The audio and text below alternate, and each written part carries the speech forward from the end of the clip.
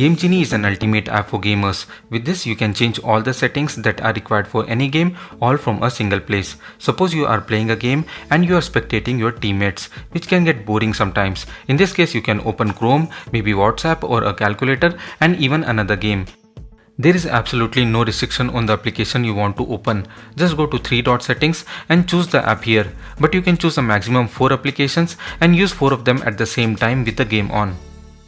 This is one out of the 16 features that I am going to tell in this video and is one of the greatest feature of Game Genie, and features like this differentiates this phone from others.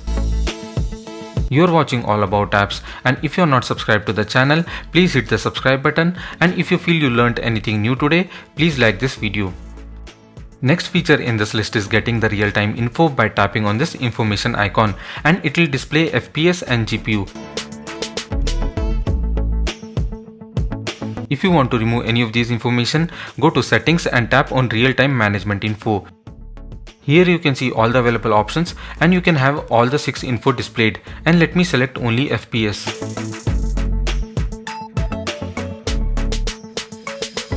Suppose you are playing a game and stuck at a level. You have the search button here, and once you tap on it you can see a mini browser opening, and the name of the game is already entered and searched here. That tells us the amount of work Asus has put in. You also have the web results if you are not satisfied. The next feature is macro, and this is an interesting thing. Suppose you have to do a task repeatedly in a game, maybe tapping continuously. This is something that the macro feature can do for you instead of you doing it. For adding any macro, tap on the plus sign and start recording it. Here you can record the touch and the swipes and the multiple taps and everything that you can think of. Once done, stop the recording and play the macro, and you can see it performing the same thing.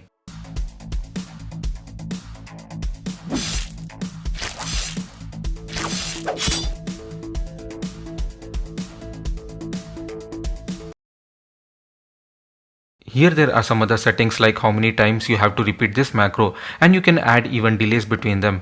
I have seriously become a fan of Game Genie after seeing so much customization.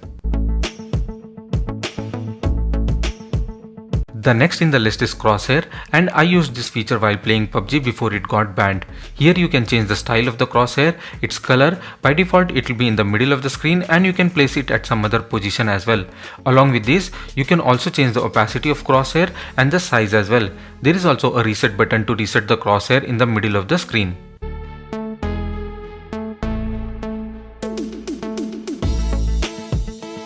One of the simplest and most important feature that everybody should use is no alerts. With this feature on, you will not be getting any notification, and if you have turned on no call option, the person who has called you will be hearing a busy message, because Game Genie will decline the call and you can go on playing the game. Here you won't be getting any notification of the blocked call. Make sure that you check the notification panel for any important calls that you might have to attend to.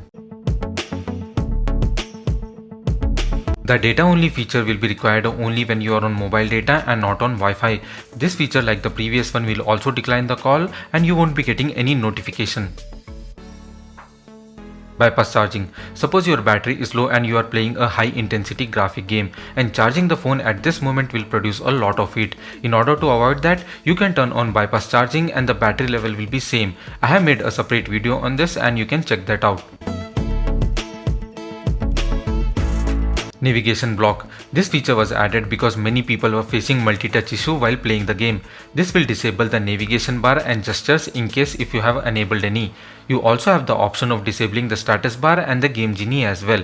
If you select Game Genie, you have to swipe from left twice instead of one for opening it. You can change the refresh rate from here just by tapping on it. By tapping again, you can select all the refresh rate this phone supports.